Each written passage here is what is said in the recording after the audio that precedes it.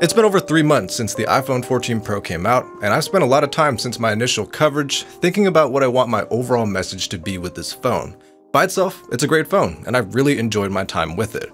Like I said in my upgrades-focused review, this is the tip-top of the Apple side of the current flagship scene.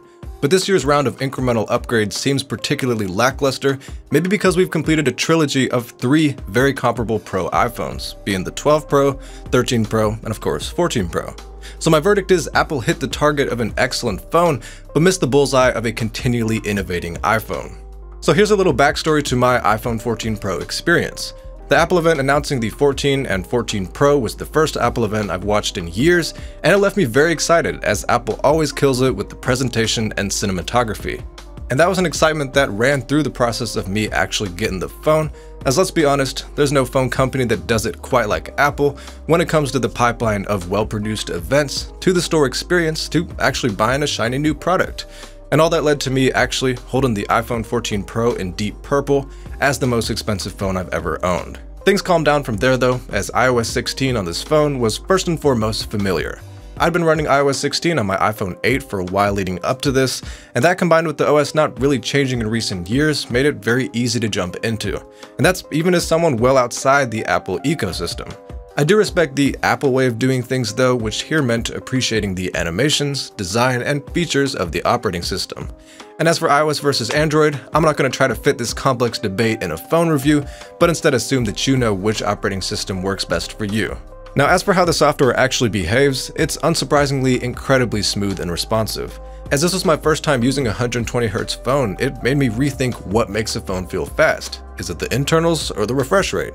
But ultimately, it's the marriage of the both, and the refresh rate definitely plays its part in making the iPhone 14 Pro feel fast. What also plays its part is the A16 Bionic chip paired with 6 gigs of RAM. That's a good amount of RAM and an objectively very powerful chip, and both are fitting to the pro nature of this iPhone. This is the highest benchmarking smartphone chip going off Geekbench scores, and going off Antutu, it's second only to the Snapdragon 8 Gen 2. So this is a powerful phone, both in the sense it'll churn through daily tasks like nothing, and that it offers performance overhead for applications that don't even exist right now. And it should be able to handle both sides of that coin for quite a while going into the future. And look, I could talk about how too much performance overhead is a bad thing if you can't take advantage of it, like I did with the iPad Air getting the M1 chip, but I'm not going to do that here because the iPad Air is a mid-range tablet, and the iPhone 14 Pro is the best phone Apple's ever made, so the extreme power is applicable and appreciated here. Now let's talk about the looks of the iPhone 14 Pro, the build off the flat edge design language that started with the iPhone 12. It's a simple formula, sharp corners where the matte glass back meets the metal sides, and where those sides meet the entirely flat front. You're looking at the plain Pro model, where these design elements fall within a compact size that's somewhat rare these days. I don't have many complaints with this design, with the only real annoyance being a necessary one, a pretty massive camera bump.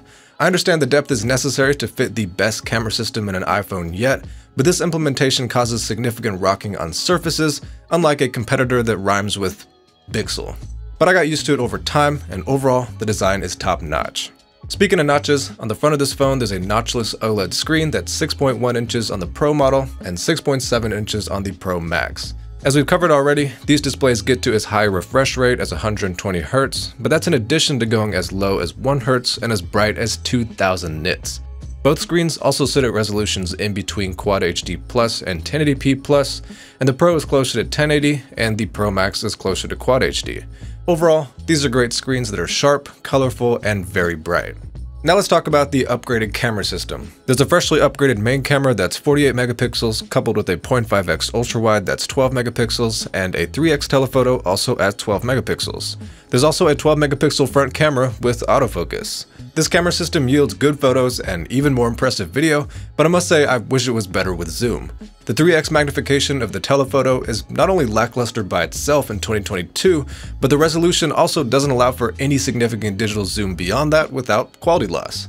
But besides unimpressive zoom capabilities, the iPhone 14 Pro can take great photos. They're crisp, colorful, and definitely the 10th percentile or so of quick snaps on flagship phones. And there's plenty of tweakability for more serious photography, with ProRAW files up to 48 megapixels. I personally don't get too crazy with editing smartphone photos, but I've heard these ProRAW files are a force to be reckoned with and capture very impressive amounts of data for those that do want to mess around with things after taking photos. Similarly, in the video category, I'd say this is the best video quality on any smartphone. The Apple integration really comes through here with great stabilization and super smooth focus and exposure adjusts. This is the best phone out right now for shooting video, and the shooting modes are made better too with a new action mode and cinematic mode up to 4K. Next, let's enter the section on entering the phone, covering what the iPhone 14 Pro offers for fingerprint and face unlocking. Now, there's no fingerprint reader on here of any type, and I really don't think people shopping around for iPhones generally care about that, but I'll be honest with y'all here and tell you I prefer fingerprint readers over Face ID. But my experience with Face ID on the 14 Pro has been fine, and I never felt significantly held back by not having more unlock options. I will say something I also said in my Pixel 7 review though, which is that expensive phones habitually use unlock techniques that require having the phone at your face's level before they kick in. So like with my Pixel 4a, with that back-mounted fingerprint reader, I could unlock the phone on its way up to my face. But with the Pixel 7 Pro and its under-screen fingerprint reader and the iPhone 14 Pro, you just have to have the phone up to your face before you can unlock it, and that's just the way flagships are. But for the 14 Pro specifically, it's really just an acceptable unlock technique for a flagship phone these days. Now it's time for a section on assorted new to iPhone features. That's stuff like the dynamic island, always on display, crash detection, and emergency SOS via satellite. First off, there's the dynamic island, which is probably rare to pop up so late in a review video. But that's on purpose, as yes, this is a slick software integration of the necessary evil that is screen cutouts, but it's also moving backwards in the sense the ultimate goal is getting all the front-facing tech under the screen or into the top bezel. So we all probably are aware the dynamic island is functional and fun to fidget with, but I'm not going to say anything more about it because it is what it is until tech advances and it's gone. Now, always on display is exactly what it sounds like, and it started off as a muted version of the lock screen at a low brightness. But now we've got an iOS update around the corner that'll allow hiding the wallpaper and or notifications, and I'd say that makes this feature much more useful. And then crash detection and emergency SOS via satellite are safety features that allow for calling emergency services in a car crash and for communication when off the grid entirely, respectively. And then it's not a feature per se, but in the US, the iPhone 14 Pro is eSIM only.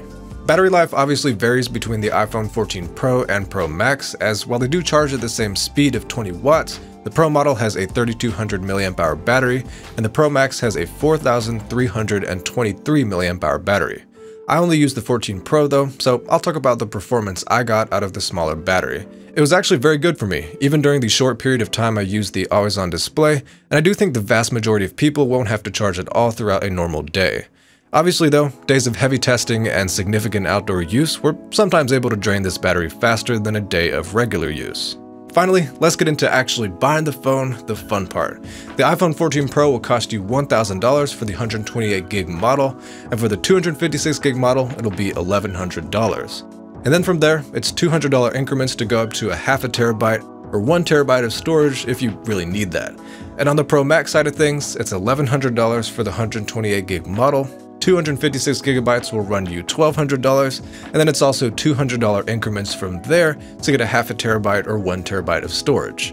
And then talking a little bit about my experience getting this phone, I took the path of least resistance, which was going to the nearest Apple store and shelling out $1,000 exactly without any obvious discounts or deals. And I'm not gonna lie, I did return this phone after my testing because A, I'm not switching to an iPhone anytime soon, and B, even if I was, it wouldn't be this particular iPhone. But I do respect Apple's return policy, which allows 2 weeks with the phone with no restocking fee.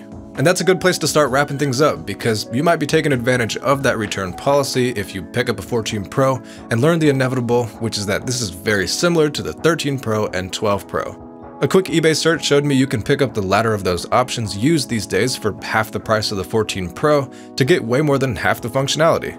In conclusion, that's the context the iPhone 14 Pro has to sit in, even though by itself it's a great phone. So Apple hit the target of an excellent phone this year, but missed the bullseye of a continuously innovating iPhone. Thanks for watching, subscribe if you want to make my day, and I'll see you in the next video.